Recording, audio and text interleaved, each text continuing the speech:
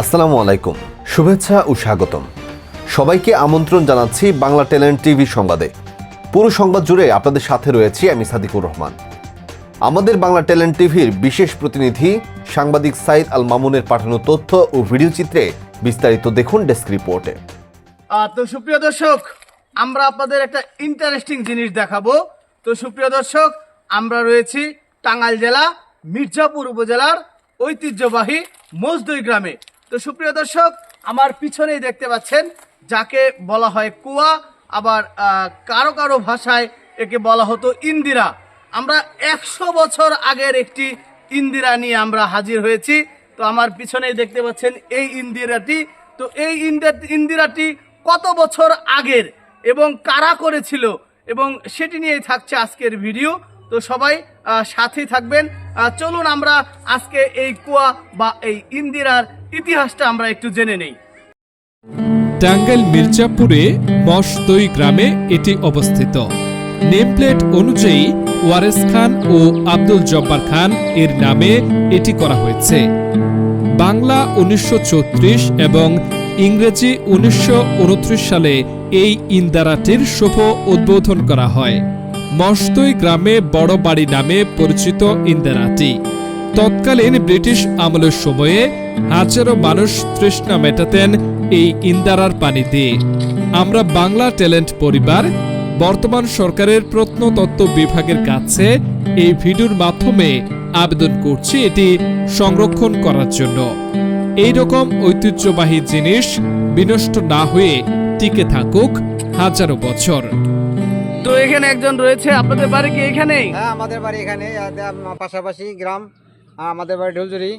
তো এই ইন্দারা সম্পর্কে আমাদের একটু দর্শকদের বলতেন। এই যে 100 বছর আগের ইতিহাস, 100 বছরের ইতিহাস এইখানে এই চিপায় লুকিয়ে রয়েছে, যেটা কিনা বাংলা ট্যালেন্ট টিভিতে ধরা পড়েছে। একটু আমাদের দর্শকদের যদি একটু বলতেন এই ইন্দারা সম্পর্কে। আপনার এই যে বড় বাড়ি ইন্দারা যে বললো, এই বড় বাড়ি নাম, এদের বাড়ি ছিল অনেক নাম করা নামি দামি বাড়ি এবং বিশিষ্ট জনেরা, মানে অনেক বড় বড় লোক ছিল এদের, মানে এরা সরকারিজীবী, চাকরিজীবী, অনেক নাম দাম আছে এদের। এই জন্য মনে করেন ইন্দারাটি এখান থেকে যারা আসতো, হাটে বাজারে যারা যেত। তো এই ইন্দারা নিয়ে ছোট সময় আপনার কোনো স্মৃতি রয়েছে কিনা? স্মৃতি মানে তখন আমি মানে ছোট ছিলাম, পাশাপাশি গ্রাম তো আমাদের, কিন্তু আমরা মজদুই আর জরুরি আসা যাওয়া করতাম। আসলে পরে মনে হয় যদি দেখতাম একটু পানি পয়সা লাগতো, তখন এখান থেকে আমরা ওই পানি খেয়ে যেতাম, পানি খেয়ে চলে যেতাম।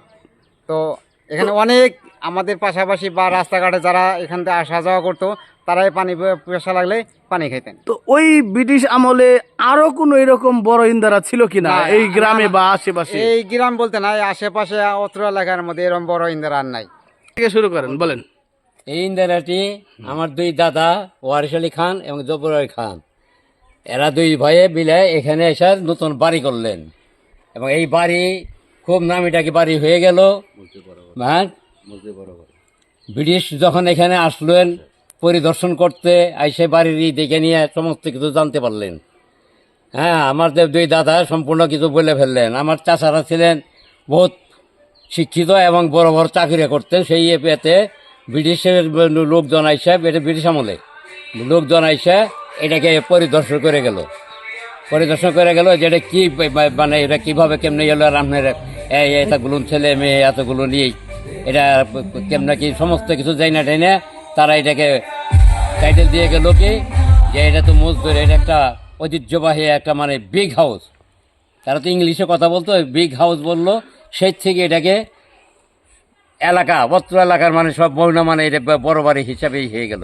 তো তাহলে এটা কি বড় বাড়ির ইন্দারা নামে পরিচিত? হ্যাঁ, এটা বড় বাড়ি নামে, যে মসজিদ বড় বাড়ি নামে পরিচিত। তো ইন্দারাটি আসলে একটা ঐতিহ্য এটি, কিন্তু তাহলে এটা কি ব্রিটিশটা করেছিল? হ্যাঁ, না, এটা ব্রিটিশরা করেনি, মানে ব্রিটিশ আমলে মানে এই জিনিসটা মানে হয়েছে আর কি 1938 সনে। 1938 সনে। হ্যাঁ। তো এটি তো একটা ঐতিহ্য, তো এটি কি সংরক্ষণ করা যায় কিনা, আরো সুন্দরভাবে না ভেঙে এটি রাখা যায় কিনা, যেন পরবর্তী প্রজন্ম আরো 100, 200, 1000 বছর পূর্বেও এই জিনিসটা মানুষ যেন দেখতে পারে যে আসলে এখানে এত সুন্দর একটা জিনিস হয়েছিল। এটি সংরক্ষণ করে রাখা যায় কিনা? এটা নিয়ে আমরা আমার দাদাদের নাতি নাতনি যারা আমরা আসছিলাম অনেক মানে চেষ্টা করেছি এবং আমরা তো সবাই মানে যার মতো মানে পৃথক হয়ে গেছে। এখন কারোর সাথে কারোর তেমন কোনো যোগাযোগ নাই, মানে দেশের বাড়িতে তেমন কোনো আমরা বাস করি না। সব মানে এখন শহরে এবং বিদেশে চলে গেছে অনেকেই, সেখানে বাড়িঘর করছে। কাজে এটাকে একবার আমি নিজে উদ্যোগ নিয়েছিলাম যে এটাকে মানে একটু পরিষ্কার টরিষ্কার করে নিয়ে এটাকে রিপেয়ারিং করে নিয়ে আবার সে আগের মতন একটু করব, কিন্তু সেইটা আর হয়ে উঠলো না, কারণ কেউ দিল না পারে। এটা মানে এখন এটা হয়ে গেছে। আর এখন যে আগের যে বাড়ির যে পজিশনটা ছিল সে পজিশন এখন নাই। এখন আমরা বা আমার বাপ চাচারা, আমরা ভাইয়েরা মানে যে সবাই যার যার মতন বাড়ি করে যায় যেখানে পারতেছি আমরা করে করতেছি, যার জন্য এটার কোনো মানে আমরা কোনো মানে করতেছি না আর কি। তখন আমি ছোট থেকে আমি দেখে আসতেছি এই ইন্দারাটা, এবং মাদের সাথে আমি আবার এই পরিবারেরই একজন সদস্য। তখন আমি গল্প শুনছি যে এখান দিয়ে অনেক মানুষ যাতায়াত করতো, হাট আছে আমাদের পার্শ্ববর্তী গ্রামে, ওই সেই হাটে যাতায়াত করতো। এখানে একটা বাংলো ছিল আমার বড় নানার, সেখানে লোকজন এসে একটু রেস্ট নিত। সেই রেস্টের সময়তে একটু পানির প্রয়োজন হলে পরে তখন এই ইন্দারাটাতে আসতো। এখানে সব রকমের ব্যবস্থা রাখা ছিল। তখন এখান থেকে তারা পানি পিপাসা তৃষ্ণা মিটিয়ে এখান থেকে আবার তারা হাটে মানে যাওয়ার তো সেই সময় কতজন লোক পানি খেত এখানে প্রতিদিন? তো খালি হাটের লোকজন না, এই রাস্তা দিয়ে যারাই ক্লান্ত হতো, এই রাস্তা দিয়ে যাতায়াত যারা করতেন, ওনারাই এখানে একটু রেস্ট নিয়ে এখানে একটু পানিটা ব্যবহার করতেন। তো এই ইন্দারাটা কি নামে পরিচিত আমাদের দর্শকদের যদি একটু বলতেন? এই ইন্দারাটি মসজিদ বড় বাড়ির ইন্দারা নামে পরিচিত।